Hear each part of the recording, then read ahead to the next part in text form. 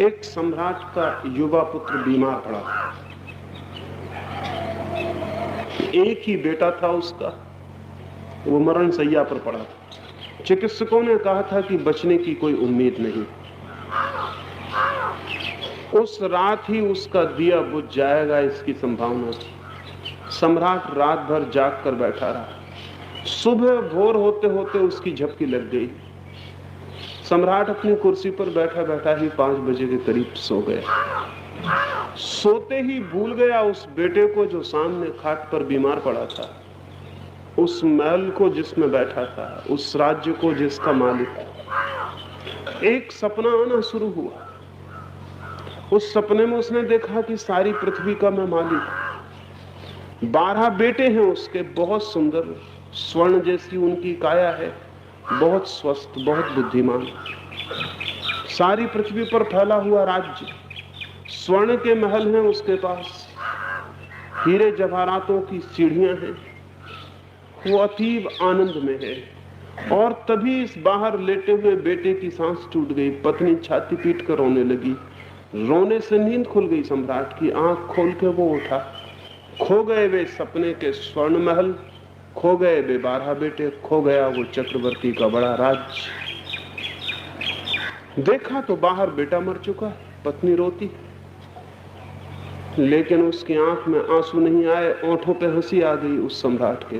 पत्नी कहने लगी, क्या तुम्हारा मन विक्षिप्त हो गया? क्या तुम पागल हो गए हो? बेटा मर गया है और तुम हंस रहे हो। वो सम्राट कहने लगा, मुझे हंसी किसी और बात से आ रही। मैं इस चिंता में पड़ गया हूं कि किन बेटों के लिए रोऊं। अभी अभी 12 मेरे बेटे थे, स्वर्ण के महल थे, बड़ा राज्य। तू रोई, मेरा सारा वो राज्य छिन गया, मेरे वे बेटे छिन गए। आंख खोलता हूं तो वे सब खो गए हैं। और ये बेटा जब तक आंख बंद थी खो गया था, मुझे याद भी नहीं थी कि मेरा कोई बेटा है और जो बीमार पड़ा। जब तक वे 12 बेटे थे, इस बेटे की मुझे कोई याद नहीं थी। और अब जब ये बेटा दिखाई पड़ रहा है तो वे 12 बेटे खो गए। अब मैं सोचता हूं कि मैं किसके लिए रहूं, उन 12 बेटों के लिए, उन स्वर्ण महलों के लिए, उस बड़े राज्य के लिए, या इस एक बेटे के लिए। और मुझे हंसी इसलिए आ गई है कि कहीं दोनों ही सपने तो नहीं है, एक आंख बंद का सपना और एक आंख खुले का सपना। क्योंकि जब तक आंख बंद थी ये भूल गया था, और जब आंख खुली है तो वो जो आंख बंद में दिखाई पड़ा था वो भूल गया। एक सपना है जो हम आंख बंद करके देखते हैं, और एक सपना है जो हम आंख खोल के देखते हैं,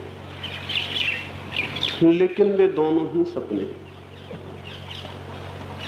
च्वांग तसे चीन में हुआ एक फकीर, सदा लोगों ने उसे हंसते ही देखा था, कभी उदास नहीं देखा। एक दिन सुबह उठा और उदास बैठ गया झोपड़े के बाहर। उसके मित्र आए, उसके परिजन आए और वो पूछने लगे, आपको कभी उदास नहीं देखा? चाहे आकाश में कितनी ही घनघोर अंधेरी छाई हो और चाहे जीवन पर कितने ही दुखदाई बादल छाए हों, आपके ओंठों पर सदा मुस्कुराहट देखी है। आज आप उदास क्यों हैं, चिंतित क्यों? वो च्वांग से कहने लगा, आज सचमुच में एक ऐसी उलझन में पड़ गया हूं जिसका कोई हल सूझे नहीं सूझता है। लोगों ने कहा, हम तो अपनी समस्याएं लेकर आते हैं आपके पास और सभी समस्याओं के समाधान हो जाते हैं। आपको भी कोई समस्या आ गई, क्या है वो समस्या? च्वांग तसे ने कहा, बताऊंगा जरूर, लेकिन तुम भी हल न कर सकोगे, और मैं सोचता हूं कि शायद अब इस पूरे जीवन वो हल नहीं हो सकेगी। रात मैंने एक सपना देखा है। उस सपने में मैंने देखा कि मैं एक बगीचे में तितली हो गया हूं और फूलों फूलों पर उड़ता फिर रहा हूं। लोगों ने कहा, इसमें ऐसी कौन सी बड़ी समस्या है, आदमी सपने में कुछ भी हो सकता है।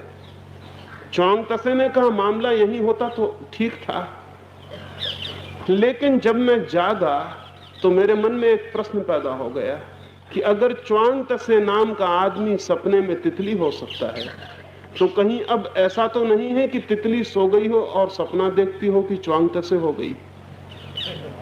मैं सुबह से परेशान।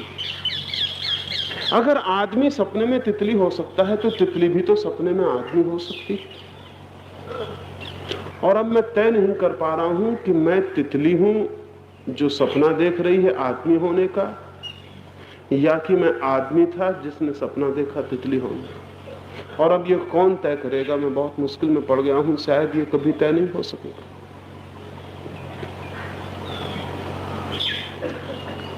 च्वांग तसे ठीक कहता है, जो हम बाहर देखते हैं वो भी एक खुली आंख का सपना तो नहीं, क्योंकि आंख बंद होते ही वो मिट जाता है और खो जाता है और विलीन हो जाता है।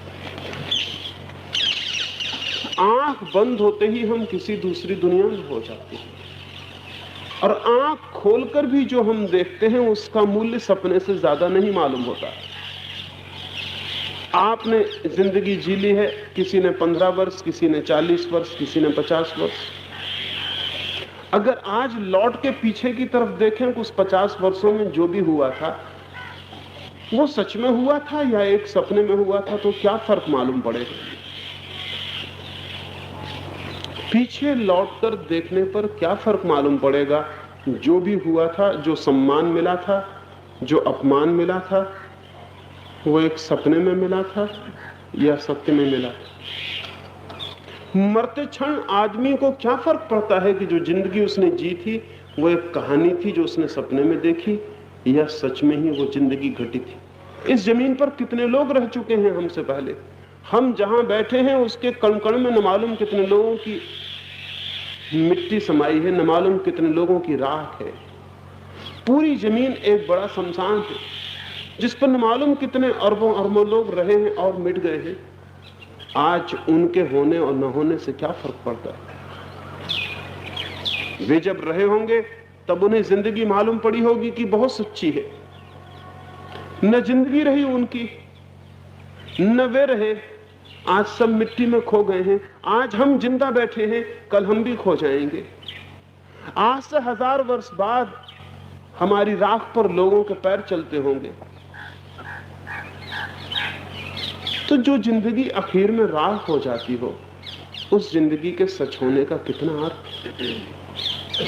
जो जिंदगी अंततः खो जाती हो, उस जिंदगी का कितना मूल्य?